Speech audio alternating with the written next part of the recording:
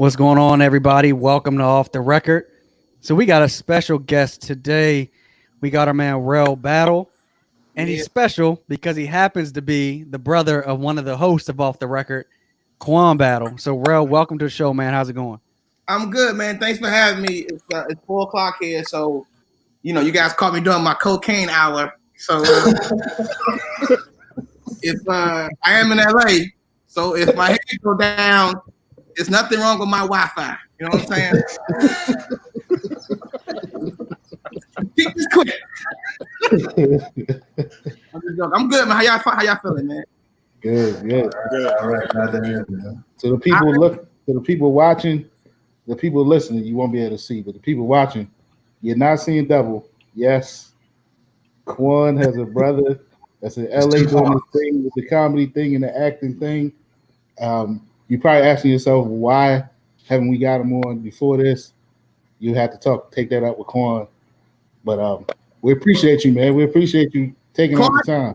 Quan can't afford me. That's fine. No, I'm a big fan of you guys. Quan talked about when y'all first started and stuff. So I said, whatever you need me, holler at me, man. Y'all should look good. It's professional. Y'all the four tops of podcasting right there. Y'all kill it. Temptations, nigga, when happened before, nigga left. Nobody will hear you sing, oh, I look good. You know what I'm saying? So if the listeners can't tell, Rell is obviously a comedian, man. And hey, man, so tell everybody about your grind, man. You know, your upbringing. What made you even make the decision to go into comedy, man? Honestly, I couldn't do shit else. I mean, you could talk to Quan. I wasn't really, I just, we grew up in the DC, Maryland area, and then I went to Maryland, College Park. I'm a Terp. And then, you get stuck in a place where you don't, a lot of younger generation of people, you don't really know what you want to do with your life. And, just class clown, high school, class clown, college, you go, let me see if I can go try that on a higher level. And so I was a communications major at Maryland. I did theater, and then I would always host the shows on campus and stuff. So eventually I said, well, I don't really know what I want to do when I graduate. Let me just go to LA and figure something out. I was a writer, but I didn't really know, and comedy just kind of fell into that. So, you stick with it, and eventually get to a place that you're comfortable with, most likely. So yeah. I mean, has LA been everything that you thought it would be before you even got out there? I had no real. I never been nowhere, man. Our family ain't really travelers and shit. Like, I don't know. We ain't. My first time flying on the plane was moving here. So, everything you hear about, it really is. It's just, it's really important that if you gotta know who you are before you get here. That's how people get caught up. So LA was everything, man. Every day somebody's dream comes true. It really is a magical fucking place, man. I don't know if I can cuss up here. I don't know what the rules are. You good? No rules, bro. I'll whatever you want. But it definitely is a place where your dreams do come true every single day. It sounds cliche to say it, but I've seen people who I'm cool with, and next thing you know, they doing this, they on here, they on SNL now, they on fucking this show. Rappers, I met Kendrick before he was Kendrick. You know what I'm saying? The environment is just it's about passion and dreams and art. So it is everything you would think it would be. It really is. It really is the American dream, in a sense. Yeah. I mean, you get to be around some heavyweights, man. I mean, I caught you on Conan a couple years ago. I know you rub shoulders with Dave Chappelle. Mm-hmm. Like, what is it like being around those kind of people who, fans expect those people to be celebrities and to be funny and to be these huge individuals all the time, but I assume that they're regular people behind closed doors, right? Yeah, I don't know if I'm behind closed doors. What kind of podcast is this? Set me up for Quan. Ain't that Hollywood nigga yet? No, like I tell people all the time, like, you go around our area, like, it's easy to meet a politician if you from DC. That's just, they're everywhere. You know what I'm saying? That's the trade of DC or whatever. Y'all niggas more Baltimore though, so whatever. Crime. You easily meet a crack dealer.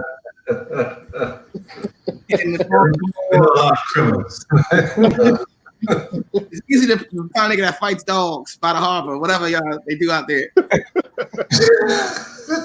But LA, the trade is art. The trade is comedy. The trade is acting. The trade is, entertainment business. So if you're living here for a while, you're just going to run into these people anyway. Because Eddie Murphy goes to the Starbucks up the street, and Jennifer Lawrence, she hangs out at the bar over there. So this is kind of where they kind of live anyway. So here it doesn't feel like that. Everywhere else it feels like that. They don't live in Minnesota. But here it just feels like this is where they live, and it's more of a business than Hollywood in LA. You know what I'm saying? Here it's a job. We don't talk about it. It's a job, and I'm going to work tomorrow. It's not like I'm in the movies. Like I got to work on this thing for 6 weeks. Mm-hmm. That makes sense. Yeah. That makes sense. So I actually noticed that too when I came out there to visit you. So you remember that time I came out there. And pretty much, you know what I mean? I just rolled with you and I just pretty much shadowed you and just saw what you did for the day. And like everybody carried it as if it was just like a literal 9 to 5. Like it was just like you go in, you do your skit, you do what you got to do, and then you go take a break and then you go back and you go you work some more. Like Quan will be like bitches and party and all that. It's like, nah, nigga, I'm up at 8. Out, we writing. I'm over here working on my act. I got auditions. Like it wasn't, the fun shit is like any other place. Friday night people party, whatever night, but it's really especially now with the internet. So now it really is work, but it's a job you enjoy. You know what I'm saying? Like y'all got paid stupid amount of money to do this pod. I'm sure y'all would do it every day. You know what I'm saying? It would be nothing if you enjoy doing it. You know what I mean? Absolutely. I mean, we're speaking of the internet, man. Let me ask you this. So, we're all in our 30s. When we were growing up, Eddie Murphy, Seinfeld, before then Red Fox, prior, like they had to hit the circuit. They had to go to certain comedy clubs to kind of make a name for themselves. But now people go on YouTube, TikTok, whatever it is. They do something funny, and all of a sudden, they blow up and then they grind. What do you make of how, people like Desi Banks, like their avenue is different from more traditional comedians? Like, what do you make of how people kind of blow up now? Hey man, comedy don't belong to me. You know what I'm saying? I'm just a part of it. I think if you can garner an audience, and it's a business, you can garner an audience to come see you. So be it. I hope that people take the time to kind of to work on their act, make sure they shit is on point, just out of respect for the game. But if you can get an audience to fuck with you and come see you, so be it. DC Young Fly is one of those guys who had an online audience first, and he worked on his shit, and now he can go on the club and he can still do well. I think it was like Zion. Zion was the internet dude. Zion Williamson was killing on the internet. They was, remember the videos would go viral. He looked at that dude drunk. LaMelo Ball was internet, but LaMelo is really nice, and Zion really can hang in the NBA. So as long as you work in your craft, like, man, make your money, young blood. I ain't tripping. Cool. What's like the general consensus of that though? Like, because like you discuss comedian, you discuss stand up, you discuss like how long it took. You know what I mean? What you had to go through. You know what I'm saying? Like just that longevity it took just to struggle to get to where you need to go.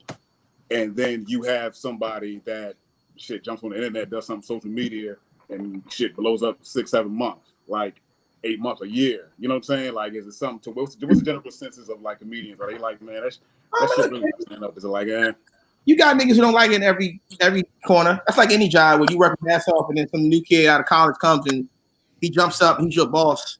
You know what I'm saying? That's like any job. Everybody's different. I don't see it as a big deal, really. Because at the end of the day, like, you guys don't see it because you're not like in the comedy club every night. But a lot of these cats aren't prepared. They just bomb. Not saying they're not talented. It's just if you've been doing comedy for 1 year and then you got a guy who's been for 10 years, you're not gonna be as good as him. You know what I'm saying? Mm-hmm. So you can sell out, but you're gonna probably bomb all over the country. You know what I'm saying? That's why I say make sure your art is on point. But at the end of the day, like, I don't think it really matters. The artist, you could be the dopest nigga alive if nobody come and see you. It don't matter. Who cares? There are a lot of really incredible dope comics who can't get people to come to the crowd. So if I'm a comedy club owner, I'm gonna book the guy that's on the internet that's gonna bring in 600 people, than the guy that's really incredibly smart and powerful and really funny who can't bring in more than 100 people. So I don't really think it matters. It all kind of equals out at the end. the game isn't really casting the internet people yet. They casting the people that know what they're doing. Mm-hmm. So I think Kevin Hart is one of the guys who kind of mastered both. His stand-up is incredible, and he got the internet game on lock. So that's why he's so successful right now. So I think that's kind of the ultimate goal for most people, I think. Okay. Mm. How difficult it? Go ahead, Brian. I was just to say, speaking of Kevin Hart, is there anybody like in the industry that you look to like as a mentor or somebody that you kind of, not clone yourself, but things that different comics that you take pieces away from? Is there any one person or a group of people that you do that with? It's a lot of guys. You guys probably wouldn't know them because they're not like super famous. But as y'all know, who I fuck with? A lot of guys I watch, man. I don't know if you guys know. You guys know Tony Rock? Yeah. Tony Rock? Tony Rock? Yeah. Tony Rock. Yeah. He used to host the show at the Laugh Factory called Chocolate Sundays. He used to host the show when I was coming up. When I was like a 3-year comic, I was not known. So he was the main host. So I would just watch and study him and how he carried himself. He's from New York. He's from Brooklyn. From DC. So swagger's similar, and he was a smart dude. So I used to kind of follow his moves a little bit. This other comic named Esau McGraw. Who else is popping, man? Ian Edwards. Who would you guys know?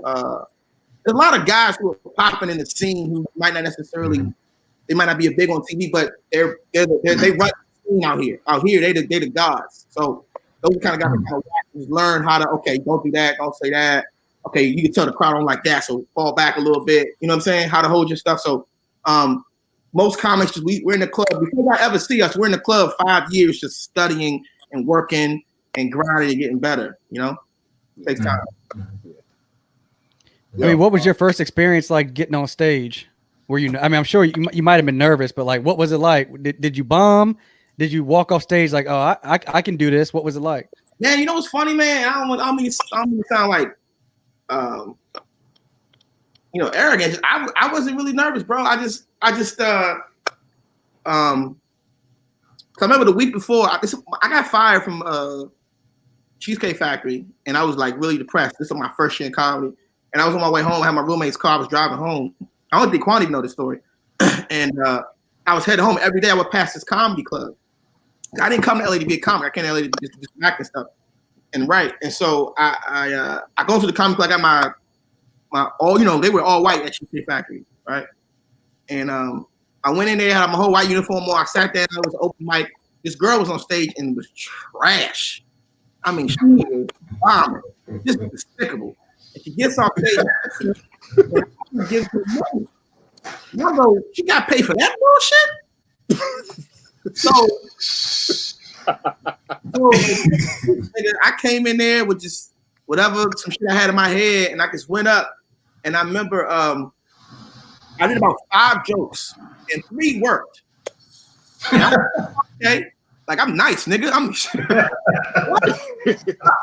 Chris who? Chris Rock. And 3 worked. And then, people was clapping for him, like, yeah, all right. And I was talking too fast. I was stumbling, but I had energy. I wasn't shy. And like that day, some dude was like, hey, man, I do this improv show. I want you to come do a set. This is before I even knew what a set was. So that first show, and I wasn't good, but for me not knowing what good was, I did great. You know what I'm saying? I got like 3 laughs.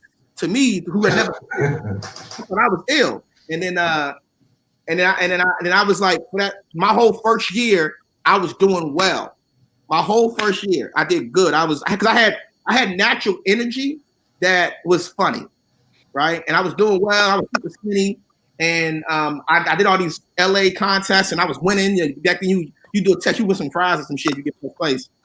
And I was just doing good. I was like, I'm the best nigga to ever do this shit. I'm winning. Nigga ever.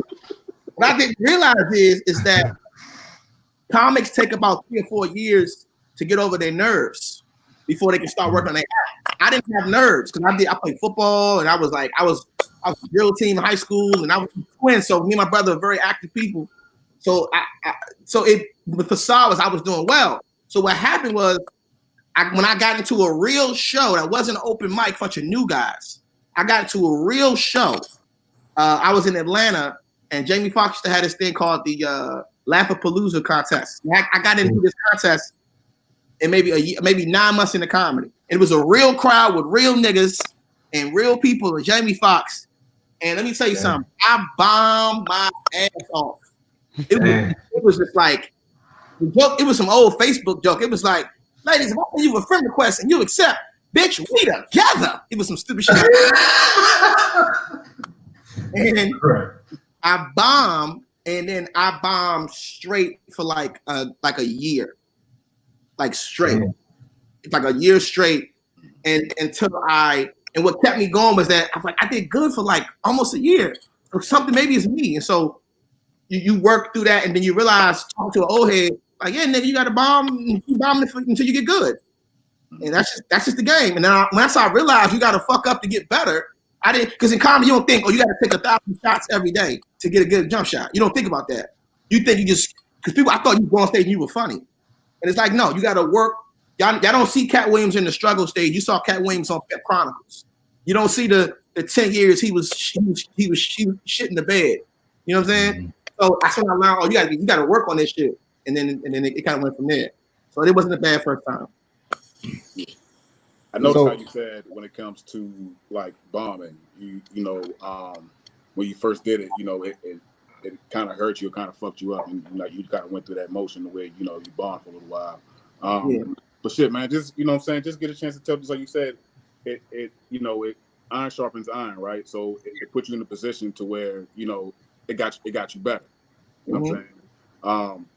You know, I can recall there were times where, you know, when we was younger, where, you know, we would always tell you like, yo, man, shit, just, you know, keep pushing the shit. Just, you know what I'm saying? Keep grinding, whatever, keep going. And even when it came to like, I remember like the Jamie Laugh-A-Palooza when you was on it, you know what I'm saying?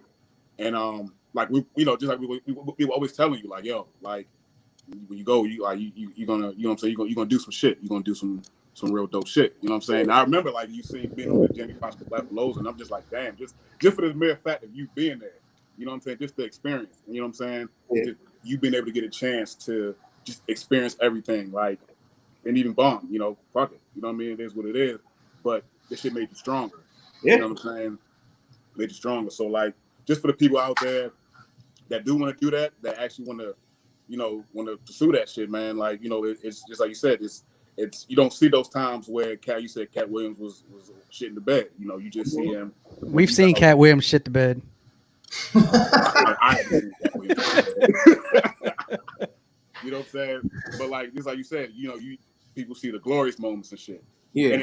And it also kind of reminds me of like I've also heard comics say like, yo, some of the like the funniest dope comics are the ones that have like they're dark.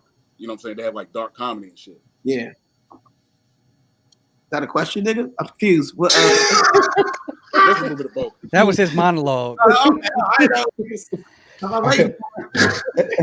got a question for you, Rell. Like you said, you know, most people just see, you know, what they see on stage.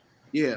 How much time or how important is it to put your time in as a comic, like off the stage? So like you're writing and working on your act. How much time would you say you spend typically, you know, perfecting that part of it when you're doing your thing on the stage? I mean, man, you know, like I tell people all the time, like this is an obsession. It's not really a time. This is an obsession. Comedy is constantly on my mind, you know. And you ask most comics fuck with comedy more than sex. Mm-hmm. You know what I'm saying? This is like all day, every day. Like I tell people, like, yo, if comics spent the amount of time they do comedy in another art form or another craft, they would be geniuses in that craft. That's how high level. So you got to understand, comics spend 10 years working on comedy to get kind of good. So 10 years in any other profession, law, medical school, whatever, you the top of your brand. But most niggas who've been doing comedy for 10 years ain't making it. You know what I'm saying? So that's how hard it is to get on. So this every day. But my study is watching rock, watching Ray Romano, watching, you know, the Seinfelds or whoever, or Patrice O'Neill's. My, you know, Wanda Sykes. My training is watching them, constantly writing, constantly studying. Comedy clubs are like clubs a little bit. So you at a party every night working on your act, working in, you know, we had coffee shops, we had the back of comic book stores, we had gay bars, we had real club bars, we had nigga, I went to a redneck bar and had to do some sets where they were saying nigga in the crowd. Like, damn. Any place there's a space where people can come, you're working on your shit. New York, we be up 7 spots a night. You know what I'm saying? So it's a constant. It's not really a time. I can't even measure it, bro. It's unmeasurable. It's like raising a child. You don't count the time you raise your child. You be with your kid in the morning and you be with them. You know what I mean? Right. But it's a constant obsession that lasts fucking forever almost. You know. I mean, what's your goal for yourself, man, with comedy? Like, where do you see yourself? I mean, what are you planning for with this? Writing, creating TV shows, movies, creating a platform for somebody else. What's your goal? Man, it's crazy it sounds. I kind of already achieved it. You know what I'm saying? All I wanted to do was just really be able to make a living and buy J's. That's all I really gave a fuck. I'm dead serious. I don't have no. Me and Quan, we got a pretty cool family. Like, our grandmother's great. Our family, for the most part, gets along. We ain't had no crazy, wild shit. We got regular nigga shit, but everybody got that. So I didn't have no desire to do those crazy things. And so when I got here, my goals had to change. I didn't want to make a living off this shit. And once you do that, you got to keep creating different levels to attain to. So now my goal is freedom. I like being in control of my craft. I like being able to say, yo, we going to Brazil for the birthday for 2 weeks, or we doing this or whatever, and I can come back and still have opportunities. At the end of the day, content for people that look like us, that's always a battle. You know what I'm saying? Hollywood's better now. You got like Atlanta, Secures, you got all this shit.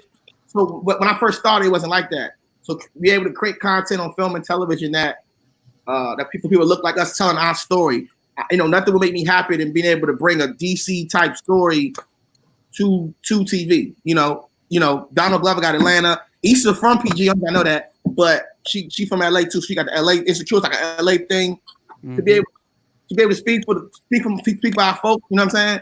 And you know, put my city on the map. We come from Chappelle. We come from Martin. We come from, you know, Red Grant and Wanda Sykes and Dominique. So be able to put that on a higher level will be the goal. That the whole world can see how dope DC and Maryland, Baltimore area is. You mentioned Insecure.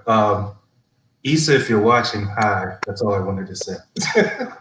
I'm a big Issa stan. So I'm gonna tell you. Throw that one out there. I'm sure your ladies watching. I'm probably gonna get in trouble for that. You get a pass for that. so bro, that show's heavy PG. Issa lived in PG. Yvonne, I know, is from. I think she's from Laurel. She played Miles. Mm-hmm. And Kelly, the other friend, the funny one, she was from Maryland. So that show. Wow. That show got a lot of Maryland over there, bro. Wow. That's dope. So, and for the people that's listening and watching, you know, if they don't know already, you're on the show called Superior Donuts, right? Nigga was. What? I thought I just seen you tweet. Look, we straight to the DVD now. We in the right, well, no, but hey, Chuck's still coming, so I ain't tripping. Right, that's all. Like, Right. shit, that's all. That's all that matters. So, listen, people still flying planes. They can watch it. Right. So, well, my question to bounce off of that is, what's the difference between, you know, being on screen and being on a set and you know, being funny and acting versus being on a stage? Or is it kind of the same thing? Like it just clicked, like bam, I'm doing my thing, this is me. Or is it a different vibe? Is it a different type style you have to bring or whatever? I mean, I could break it down like it's real Hollywood, but y'all, it's gonna be like a lot. But I can say this basically. It's a TV set, a TV show like it's called I don't know if you guys probably it's multi-camera, like Friends was multi-camera, and you know, my show Donuts, and like Everybody Loves Raymond, Seinfeld multi-camera, and you got like The Office is single camera. It's more like looks more like a movie, like a video. Office and Parks and Rec, 30 Rock. So multi-camera shows like Friends and my show, them shows are 5-hour days. Nigga, we get there 11, we out by 6, if that. Maybe 11 to 1. It's just easy. The sets there is quick. It's an easy schedule. You finish by 3, you can go whatever, right? And then single camera is like an all day thing, so you can't really be more late. You got to be more a little bit more structured. Most of the time for multi-camera, my type of show, a writer writes a show. You are the character. It ain't you. It's the character. You gotta be this person, right? So it's not, you're not gonna say the shit you say. You're not gonna talk the way you talk. You are hired to be, in a sense, a working actor, a body, right? For a single camera, usually it's your personality is what works, right? Tracy Morgan got hired to be Tracy Morgan on 30 Rock. You feel me? If Tracy Morgan was on another type of show, he probably had to be a certain type of person. Okay. What they want. Does that make sense? Yeah. Right. So you're not gonna always agree with the script. You're not gonna always get it. It's gonna be words you will never probably say a lot of the time, but you are an employee of the network. You know what I'm saying? And people like CBS, they know what they want. So they want this type of show. You got to be that person. So that's why stand-up is so important, because no matter what my character is on this TV show as an actor, my stand-up gonna be me. You know what I'm saying? So I think that's why it's important for people that do stand-up to kind of stay in stand-up. Always define yourself. Like my Conan set, and I don't got no problem with Conan. They dope. They were super cool. That's like me going to work. That's like I'm at the corporate job. You know, niggas speak 2 languages, right? Right. Yeah. You know, man, we got jobs. So how you speak with your boys, and when you at the office, Conan was I had to go to the office. I had to go work. You're working for a corporation. I'm going to work today. So right. you gotta. My goal was, I feel like I can perform in any arena. That's my goal, to show that. So I'm gonna go do this office shit. So come see my show at midnight at the Laugh Factory. You might get some raw shit. So don't come here thinking this is gonna be the same dude. You know what I'm saying? But I feel like I wanted to present. I was talented enough to do any room, no matter what. That answers the question. Do you think comedy is different now than when, you know, guys like Bernie Mac were starting out? You know, you mentioned Eddie and them earlier. You feel like there's potentially a drought in comedy where there's not as many of those legends walking around at the same time as there was 20 years ago?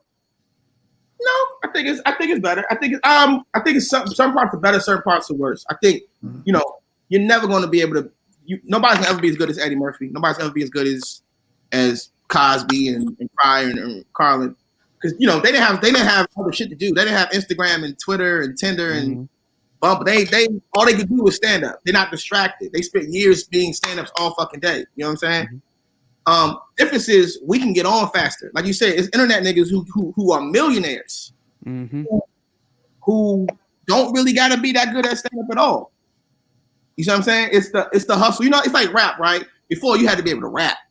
Right. Now you can have the Kendricks and the J. Coles and the Drakes, but you can also have the niggas like, what? But you still want them young boys to eat. They do it for the hustle, and that's okay. They both are okay. And I think comedy like that too. So you don't have the greats like that. You got good people, but you can still, people can eat now. Everybody can make it in comedy now. You couldn't say that 15, 20 years ago. Everybody who works hard enough can make a living out of stand-up comedy, because somebody want to see your shit. You know?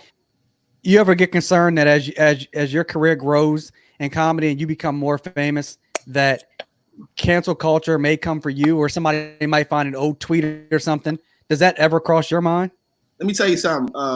Any nigga that was around in 2002, any nigga that was around in 99 when you talking about Black Planet? Anybody that was around when Back That Ass Out was on the radio. You was around when Where Do You See My Dick came on in the club. You gotta worry. Okay? If the Yin Yang Twins was on in your youth, you gotta. No, I'm not really. I'm not really concerned. It's just that, you know, we've all said shit 10 years ago that we don't even remember. That it was certain words were cool 10 years ago, they ain't cool now. Certain behaviors were cool 10 years ago that ain't cool now. And I think I'm okay, but I know that I've said hella shit my first couple years of comedy that I couldn't say today. You know what I'm saying? So man, I got hella jokes about black women. Like I can't. Oh Lord. But I want to ask you about that, man, because at one point, comics could say really anything. Comics were like the pulse of the world, right? Like you could say the truth in comedy, and now it feels like even comics can't say things, even though comics, a lot of them will still just say what they need to say. But even comics get attacked now. I think you can say. I mean, in all honesty, I'm gonna say whatever the fuck I want. The problem is you got to make sure that your joke is so undeniable, so funny, people can't say shit to it. Chappelle is still saying what he wants. Mm-hmm. Bill Burr is still saying what they want. Just you got to make sure that your shit is that good, though. You know what I'm saying? If you're gonna be that guy, you got to make sure your writing is on point. And at the same time, you have podcasts now, so you can't. Comics can't get canceled. People keep saying that shit. Canceled to me means only niggas who lose their careers are pedophiles or rapists. Everybody else, okay, you may not be able to do SNL or this TV show ain't gonna fuck with you. As long as you got a podcast, you can still move. I mean, how many times they try to cancel Joe Rogan? You know what I'm saying? Yeah. So as long as you have an audience, you can always say what you want. You know what I'm saying? But I like being on TV, so I watch my mouth sometimes. that TV check is brilliant. It's stupid. It's stupid. If people knew what they pay motherfuckers out here to do nothing, nobody. If motherfuckers really knew, only people in LA know. If y'all really knew how much they paid, they paid me. Okay. No, but bro, you hot though. You always funny. You don't get it. Like if people knew what they pay people to do the amount of work that we fucking do, y'all like, what the fuck? It was some episodes they like, we don't even need you in this episode, so I'm still getting paid the same check. Yep. Okay. Bad. They don't. It's just stupid free money out here. So yeah, man. So I don't know what the question was, but I got lost in my excitement. I'm passionate. No. That shit. Yo, I got a question to ask you though, because you've been out for a minute. So just take it to the music side for a little bit, right? Oh, nigga. Yo, you of course you was around there. Of course, the time when Nipsey Hussle was alive. Yeah. You know what I'm saying, around the LA area, like.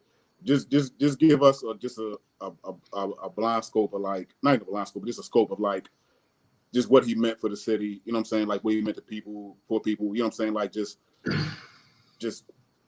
maybe everyday workers or whatever, or just comedians, or just in general, people that kind of saw him, within themselves. I had the opportunity to work with Nip, man, and Nip, like, it's weird because everybody kind of became a fan when he passed, and I hate when people say, "Y'all ain't know who the fuck he was when he was live." So what? If you came on to him after he dead or a year later, who gives a fuck? You still you a fan. Niggas didn't appreciate Picasso till he was dead. Who cares, right? So as long as you fuck with it, you still support you, his family. Who cares? Like, but LA, he was already Tupac, and people think that sound crazy, but in LA. He was like, it's kind of like how, Atlanta loves Gucci. The rest of the world go, okay, but in Atlanta, Gucci is God. You know what I'm saying? So it's the same thing E40 in the Bay. E40 in the Bay is everything, even though the rest of the country is trying to decipher what the fuck he's saying. But here it was important. So when he passed, it was like, I'm going to say Nipsey rivaled Kobe, his death. Wow. I'm gonna say the level of hurt was very similar, and they both died on a Sunday. So he was a guy you can go touch, and that's kind of might have been part of the demise. He's a guy you can go touch. You can go Friday afternoon to his store, and he would be there chilling. You know what I'm saying? Which is probably added to him getting caught up, but you could really go see him. He was really in the hood. So I think people just connected to that guy was that real of a person, and he was a motivator. Like, you know, Jeezy used to be Motivation 101. Nipsey was the West Coast version of that. He was a motivation. He get shit together. He was telling niggas how to do it. He was sharing game every day. So I think a lot of brothers really appreciate that in any aspect of your life. Yeah. Sure. Definitely. Yeah, Quan, I remember. I think you were supposed to go out there around that time, right? Yeah. And then I think Rell, because I remember asking you like, "Yo, what your brother saying is like out there?" And I think you was like, Rell said, "Yo, that shit hot out there. I don't know if you want to come out here. You shouldn't come out here now." Yeah, it was like it was a manhunt. It was a little manhunt. But dude, so it was like it was crazy. You know, I stay around these whites, so I don't know. That's what the hood told me. I was on Twitter. I don't know what. They the whites in the game, son. I ain't about to miss my latte appointment. But I think it's cool though, because I noticed you said something in the podcast, and you said that, you know, you look at yourself as a comedian that's an overall comedian. Like, you just don't look at yourself for like black culture or white culture. You look at yourself as a straight up comedian. You know what I mean? That can understand, you know, the everyday struggles of what people go through. You know what I mean? So just to say, I think that shit's amazing, bro. You know what I'm saying? Like, you never let the Hollywood or the glitz and the glamour, you never let the shit get to you. You've been you since day one. I think that's a testament to, like I said, our family, man. We got a really honest, you know, raw fucking family who don't give a fuck. They hood, they ghetto, they educated, they love, they hate. You know what I'm saying? We have a very big raw, and our father just, you know what I'm saying? So your family keeps you pretty on point, and because it's so easy to get caught up in this shit out here, man. It's you see it on TV like they crazy out there. It's like, nah, nigga, you get out here, it's easy to get caught up in the bullshit. You know, Quan seen it. I had you at the party, nigga. You saw it was cracking. So yeah, that shit went from like 3 people to like literally 100 people. Like, and if the wild shit that if you saw at a party around the way that popped off, you go, what the fuck is going on? I'll hear this every day.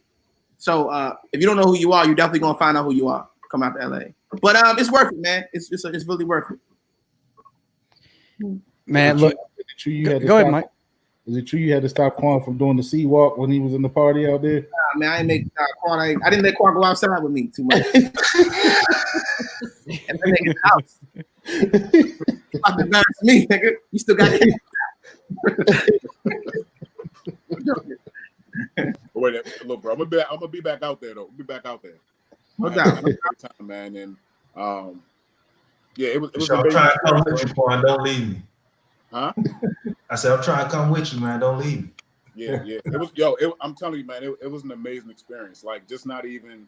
I mean, even being around. I mean, just being around family, just being around. You know, you and Terrence, and just how we always are when we together. So, but just the mindset that it put me in.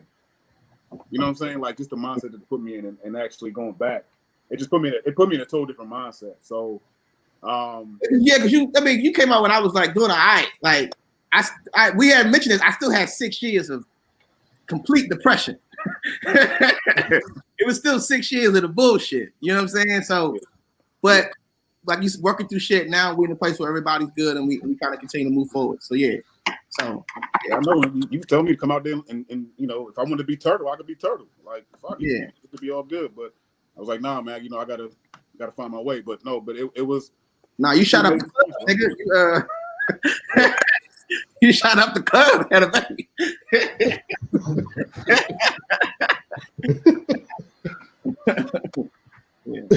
Oh man. Well, look, I know we gotta let you go soon. But I gotta get a question in about Quan.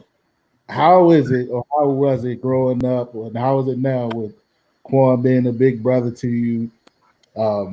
You can give the people one story or something they can laugh at about Quan. Oh man, shit. I don't even know. I would say this, like, and this might sound crazy. I don't think we've ever really fought. I don't know. I mean, we've had little shit. I don't think we ever really had like a brother fight. I don't know. Am I tripping? Nah, I don't think anything. Nah, I don't think anything was been like. We've all argued hip hop. Yeah. That's because Quan thinks Master P is the greatest rapper of all time. I still think he's one of the greatest entrepreneurs. Entrepreneurs, yes. Rappers. But music wise too. Yeah. Quan a little weird. You a little weird. But no, I mean, me and my brother, we play all the time, and I was talking about this the other day. I said me and Quan never really had like I ain't trying to put our shit out there, but we met late. You know, my father was out in them streets. You know what I'm saying? No, he wasn't, but Quan was born first, so we met later in life. Not like we didn't come up the whole time. And so I swear to God, maybe Quan only feel this. The day we met, it was like we was brothers the whole time. You know what I'm saying? We was already linked in, and I don't know if that's a blood thing or what, but it wasn't no awkwardness. It was like, that's my big brother, and we was a go from there. And I think that's a testament to just strong bonds of family, man. And you know, we got our shit, but I don't think we ever really had no crazy major issues, man. He's always a dope brother. And Quan stay out of shit. You hear quiet niggas, so he let us fight. He don't get involved. So I really don't have no bad stories about you, bro. Now I can think about it. You know what I'm saying? But yeah, shit, man. I think that's a good thing. You know what I'm saying? You know what I mean? But I mean, vice versa. It's the same thing with y'all, like with you. You know what I'm saying? And you, so y'all always, and even though it was an awkward way, you know what I'm saying, of how it happened. You know what I'm saying? But I thank God every day. And shit, I wouldn't trade it for anything in the world. So yeah, man, shit. You know what I'm saying? We have a great relationship. And just like you said, it's testament to family and shit, man. And he's kept us tight. So just keep moving and shit, man. That's what's up. We got stories though. I'm sorry, I didn't mean to cut you off. I know we got to go, but we got stories though. Rell might not have stories, but we got stories. I don't even know real like that. Stories? I don't know what y'all talking about. Oh, dog. I got stories and pictures. I mean, we came up together. I know you know. Wow. Yo, Rell, man, appreciate you coming on. Wish you continued success, man. It's wonderful to see brothers doing well, and certainly wish you continued success, man. So hopefully we get you back on at some point. Maybe when you produced a huge movie or something out in LA, you have us out there. I'm a Laker fan, if you can't tell, so I like floor seats, by the way. Right squad, fam. Hey, that's how we do. I missed the game so much. I was watching the practice videos from inside the bubble, bro. I'm watching that shit. That's how much I missed it, man. So, yeah, you're right. But yeah, hey, go ahead, Hal. No, go ahead, man. I was just gonna say, bro, like, man, look, we trying to do some things, man. So we appreciate you taking the time, man. Anytime we get a guest on, we appreciate it, man. So thank you, man. If you got anything to plug, let the people know where to find you, what you got going on or whatever, man. This is the time to do that. But again, we appreciate you, man. Love you, bro. Thank you, man. I ain't got nothing, man. We ain't no work. I mean, COVID. I got this. I had to do this. I can't call my phone when I'm working. Oh, man. I'm at everything, man. I really appreciate you guys taking the time and having me up here and let me talk my shit. Super. I really appreciate that. No doubt, man. No doubt, man. Well, we out of here, folks. Till next time. Bro, proud of you, man. Peace.